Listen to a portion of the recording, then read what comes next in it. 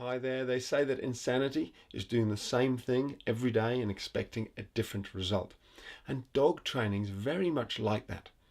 I've met people who've spent months and longer trying to stop unwanted behaviors, and they've made very little progress. People seem to think that just by doing more of the same thing with their dog will change their dog. And in some situations, repetition and classical training is all you need, as I'll show you in a second. However, very often it's simply not enough. And first you need to win your dog's mind before anything's really going to change. So in this video, I want to show you the true power of mastering leadership with your dogs, which in turn allows them to switch off and focus on you and makes them very easy to train. So this is the last video in the series, and I thought I'd do something completely different. I'd share a little bit about myself, about how I work.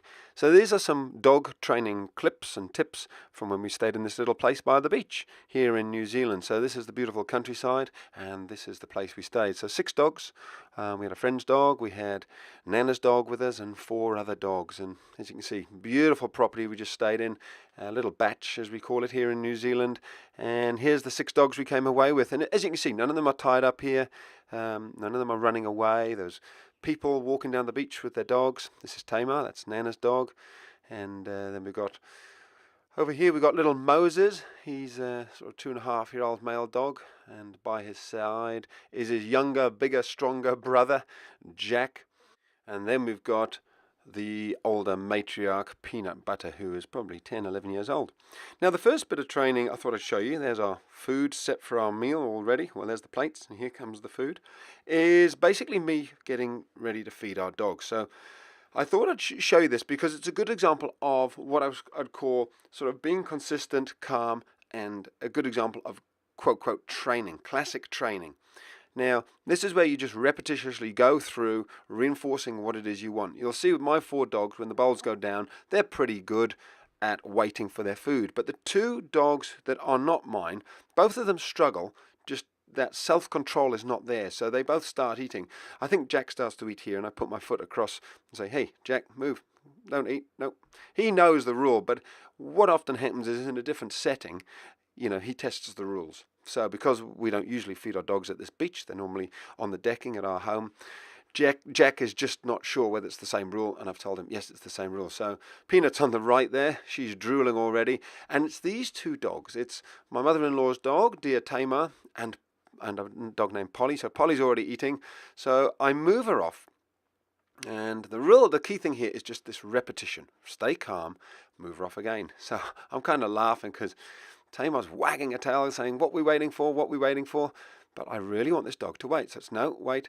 And I won't show you the full video because it goes on for quite a bit. But Polly gets there in the end. So here we go. I think I've got my 4 dogs. We're almost ready. I move Jack forward.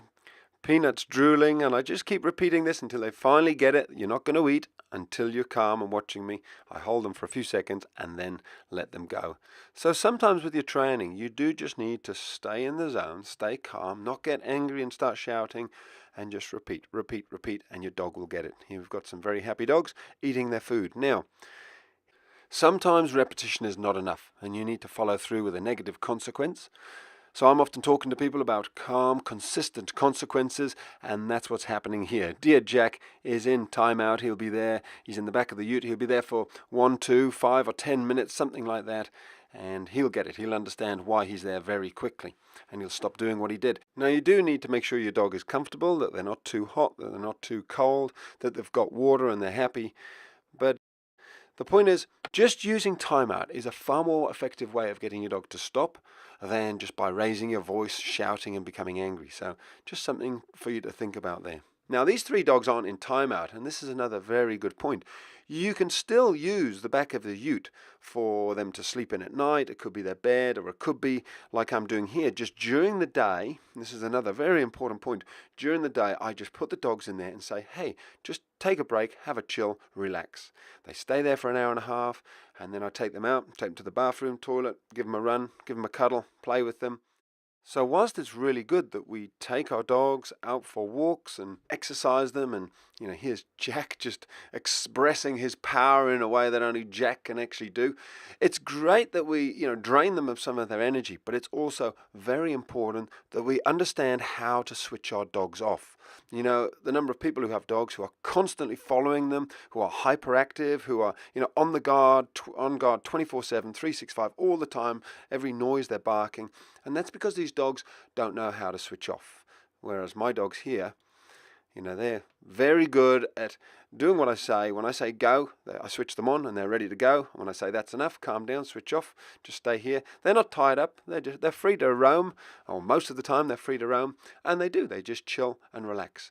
You can see they're not on guard, they're not on duty, they don't have to do anything. They're having a holiday just like me and the family are.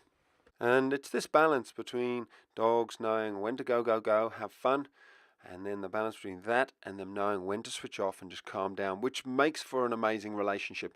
And this is not something you really train a dog to do through classical training. It's a way of being, it's a method, it's an approach, it's a way of interacting with your dog, which will say to your dog, hey, I'm in charge of the situation, I'm in control, you can switch off.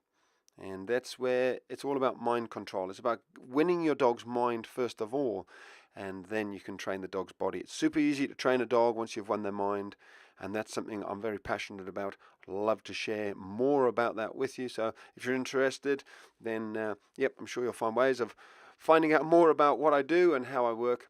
Anyway, thanks for being part of this video series. It's been a lot of fun putting it together, and hope you've enjoyed it and got some good tips. Okay, so that's the end of the 5-part series. Now, earlier I promised you that I'd tell you where you can find out more. So if you've enjoyed those videos, and if you're interested in discovering how you can take this further, then you'll be pleased to hear that I've put together a very complete and comprehensive step-by-step dog and puppy video-based training program that will help you stop all those unwanted dog behaviors and help you raise an amazing puppy. I won't go into the details now, only I'll say that it really is the easiest way to an obedient and happy dog. So if you're struggling with dog problems, if you've maybe got a new puppy, or if you're just interested in finding out more, then click the link that's somewhere on this page and let's continue this journey that we've started together. But whatever you do, thank you for watching, love your dog, and take care.